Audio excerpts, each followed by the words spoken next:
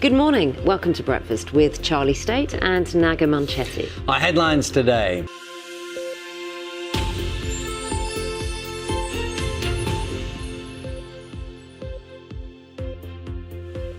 Good morning. Welcome to Breakfast with Charlie State and Naga Manchetti. Our headlines today.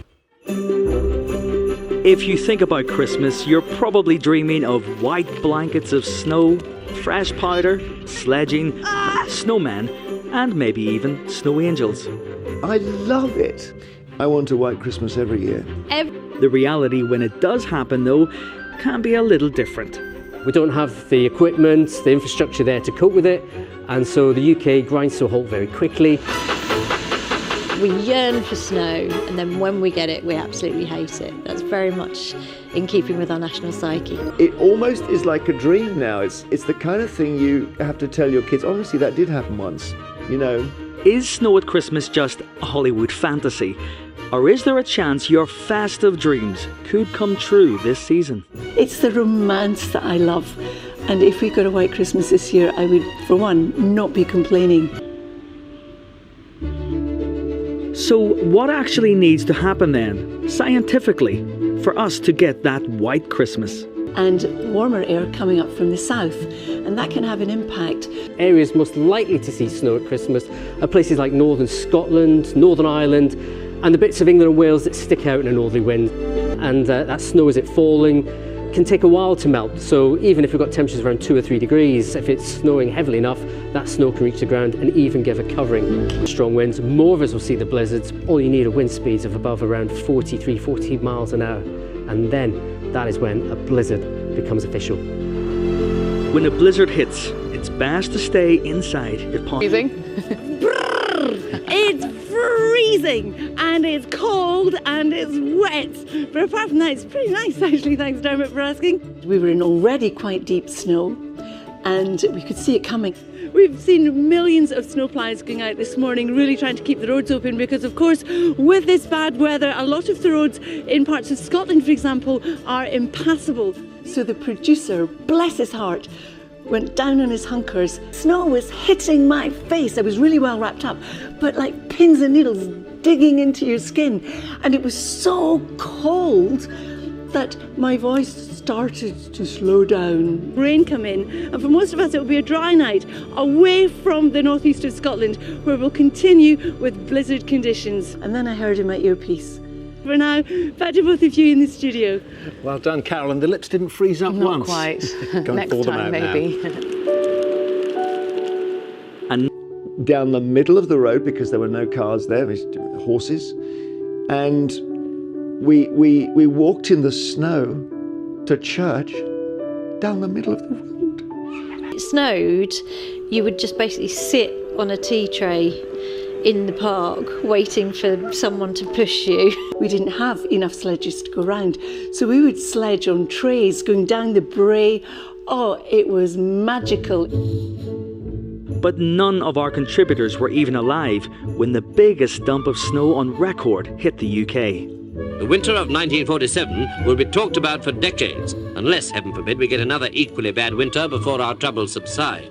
The deepest snowfall we've ever recorded in the UK, I believe, was in 1947. It was in North Wales. 1.65 metres worth of snow. So 1 metre, 65 centimetres. That is a lot of snow. If I was to be in it, I'd be gone. You wouldn't see me for days on end. What with gas and electricity cuts, plus the Arctic weather, the country certainly has been going through a bad time. Less of it lying as well, and when it does lie, it will lie for shorter amounts of time.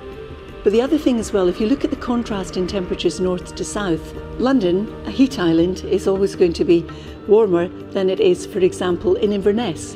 With the future looking uncertain, to say the least, is it time to think about ways to increase the likelihood of a snowy Christmas day? Should move Christmas, and I think that's a great idea. I think that, we should have Christmas whenever it snows. Because sometimes now we get snow like in March and you've just put your winter clothes away and then... Interesting idea. I wonder what our weather experts make of it. I don't think moving Christmas just to catch snow on Christmas Day will make much of a difference. When was the last time you actually had a white Christmas? it almost is like a dream now.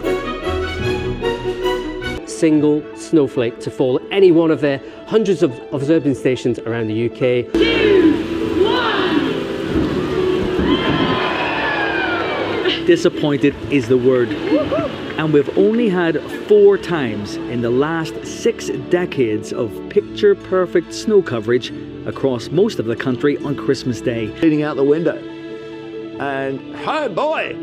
Hello, you there, boy! Me, sir? Yes, you, my good fellow. What day is today?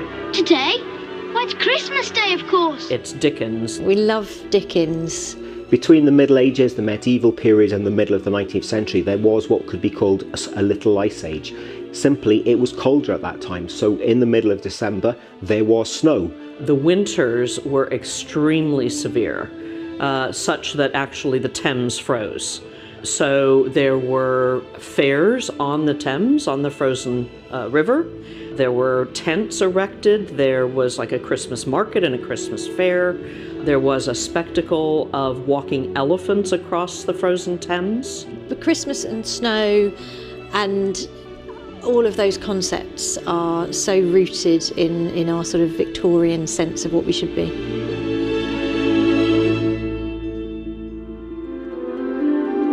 Yes, the Yuletide season is here. In London and throughout the country, the streets are crowded with shoppers. This is a festival of nostalgia, of looking back.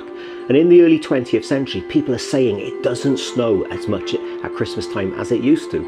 And that was true, but it fitted into the general ethos of the Christmas festival, that this was a time where people had a sense of change, that the world was changing, that people's individual lives were changing.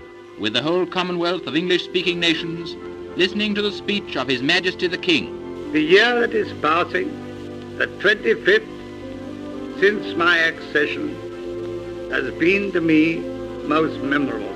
In the 20th century, our relationship with winter, to enjoy the cold, to enjoy the snow.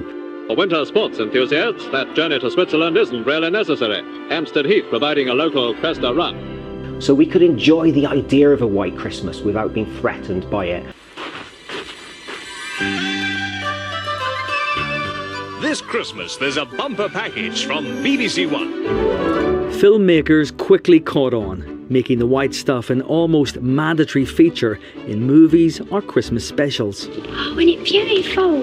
It wasn't really until we saw films kick in of what a white Christmas should be. A lot of that was because those films were often based in the US, where white Christmases are far more common than they are here. And I think as Brits, I'm lucky enough to go there. That awful one, what's that garbage? It's a Wonderful Life. I can't stand it.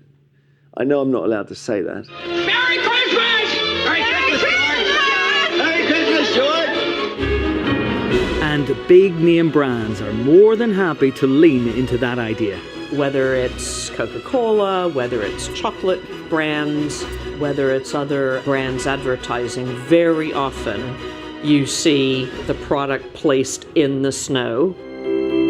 He licked my eye and brew and let go of my hair. Welcome to Breakfast from BBC News with Bill Turnbull. We're on course for the coldest December on record, and today sees the lowest temperatures yet for many parts of the UK, with minus 18 overnight.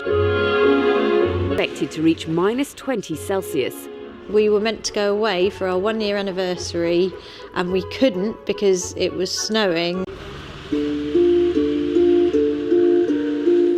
the economy took a massive hit. It was the lead up to Christmas. We had shops which couldn't open, people couldn't get to the shops, and people weren't able to do the usual socialising. So pretty to look at, fun for the children, but in other ways it's a blimmin' nuisance.